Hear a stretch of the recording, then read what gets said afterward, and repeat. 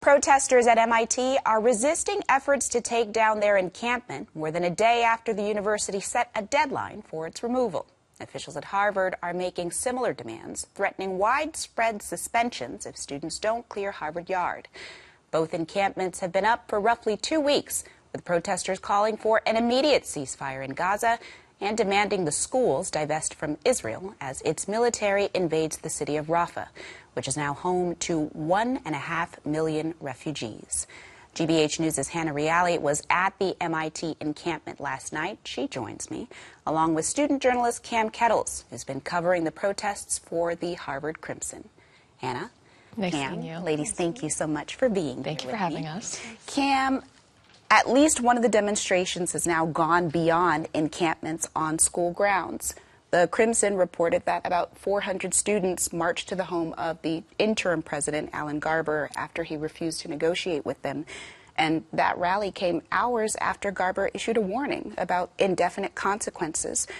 What can you tell me about the Crimson's coverage of that rally, and how determined do you think students there are to stand their ground if it does come to police response? I mean, the rally came at a very critical moment for the protest. It's been 14 days now. Yesterday was day 13.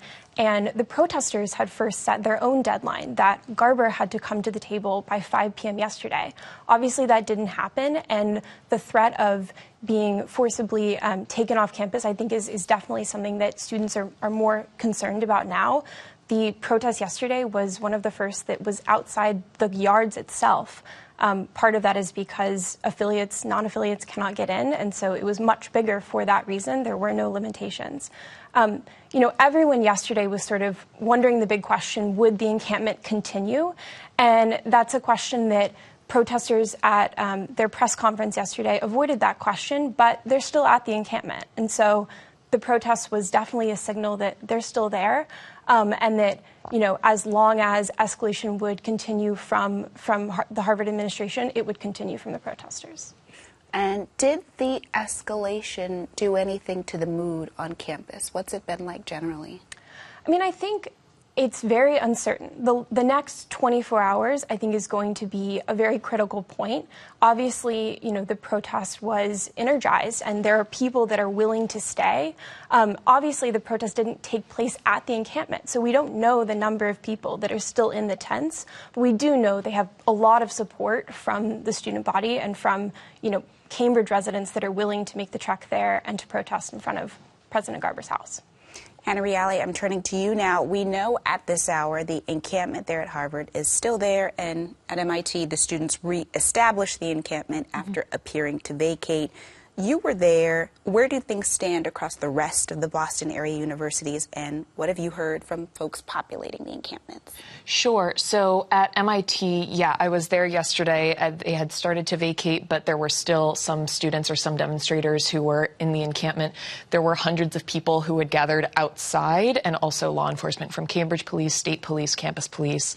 Around 5:30, students and demonstrators broke down the fences that were surrounding that area and returned to the encampment. There were a couple hundred people there. I went back today, and there are still several dozen students there. I spoke with one organizer yesterday who said that it was really galvanizing for the community. There had been threats of suspensions from the MIT administration that went out yesterday if they had not vacated by 2:30. And she basically said that this had really energized the movement, and although they had initially vacated, they were going back, and their demands would be consistent, which is that they want MIT to sever research ties with Israel, which the administration has said that it would violate academic freedom and they would not do. So that's what can you tell me about the mood and the police presence there? Tense, peaceful? Yesterday, tense. Today, much calmer. The fence has gone back up. That's been reestablished. Yesterday, there were, as I said, after 5:30, when they retook the encampment area, which is, a lawn on campus, there were a couple hundred students at the encampment. Today, not quite as many, but still several dozen students, several dozen demonstrators. And there were at one point several hundred people chanting alongside outside, and I saw at least 3 dozen officers. At one point, I just stopped, did a head count, turning around 360, and saw at least 36, at least 3 dozen officers from various law enforcement agencies. So there was certainly a heavy police presence and a heavy law enforcement presence yesterday. Today, not so much. Things have already, it seems, calmed down. And as far as students have told me, no suspensions have actually been issued yet.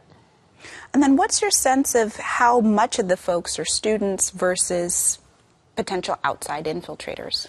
I don't have a sense of infiltrators. I did speak with one organizer who said yesterday that since, Emerson and Northeastern tents and encampments have been cleared at this point, that there are certainly students from local colleges who are there in support. But a lot of people that I've spoken to are MIT students affiliated with the university who are at the encampment and are asking for their school to divest. This next question is for either of you, just because it seems like university administrators are struggling to respond to these encampments, not just here, but nationwide. And yet, in our backyard at the Rhode Island School of Design, the students took a building that contained the offices of some of the administrators, and their president and their provost met with them. And they haven't called police so far, even though police are aware of the protests. And then we've also seen that Brown, Northwestern, and the University of Minnesota have, to some degree, agreed to look into the school's investment policies. You two, as folks who have great insight into the situation, have you thought about what it would mean for a school president or some other high-level administrator to sit down at the negotiating table with students? I mean, Harvard is unique in that it comes into this already being in the public spotlight for 7 months now. Interim President Garber has really had the approval of community members for the last 4 months of his tenure, but he's in a very, very tricky situation because on one hand, they only have 3 demands: disclose, divest, and to drop charges against protesters. And it's very difficult for him to meet any of those without it sending a major signal to the alumni and the donors that he's been trying to win back from, the chaos that was last semester. And so, Harvard is also under a congressional investigation. And so all of these factors make it very, very hard for him to actually sit down at the negotiating table. He hasn't even gone to meet with the protesters. College administrators have, but yesterday's statement that these protesters are facing involuntary leave is his first statement about the protests since they began. Hannah, to that point, it does set up a potential clash with donors who don't like the idea of divesting or who just don't like the way a university is responding to protests.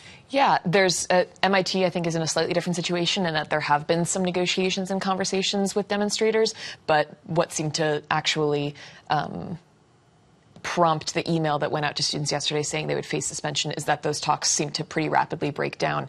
And yeah, we have seen at other universities such as Columbia where Bob Kraft basically threatened to withhold donations given the way that the university had handled what was happening there. There have certainly been major issues at various campuses, and MIT's president also put out a statement several days back saying, we have heard a lot of messages from basically every direction that are fundamentally irreconcilable, from parents, students, alumni, donors, faculty, staff, that they have gotten such strong directives and asks from every direction that there's no way to satisfy both sides or every side. And I'll end by asking both of you, do we have any reason to suspect that we'll see students escalate again in the way that they arguably did in Harvard's case by taking the protests off of the encampment and to the home of someone that they want an audience with?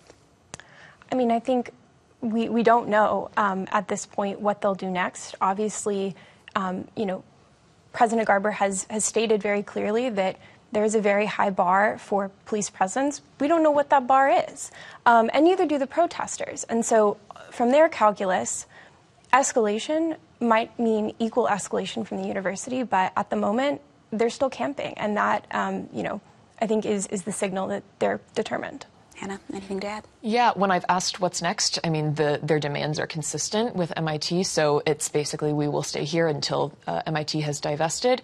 And from what I saw yesterday, they were willing and ready to be arrested at various points. I saw several protesters writing a phone number to call in case they were arrested and needed to make bail from jail. So it seemed to me that students or demonstrators are ready to face whatever consequences from continuing this encampment. That's the sense that I get. But they are consistent and steadfast in their demands. Hannah Reali, Cam Kettles, thank you so much to you both. Thank you. Thank you.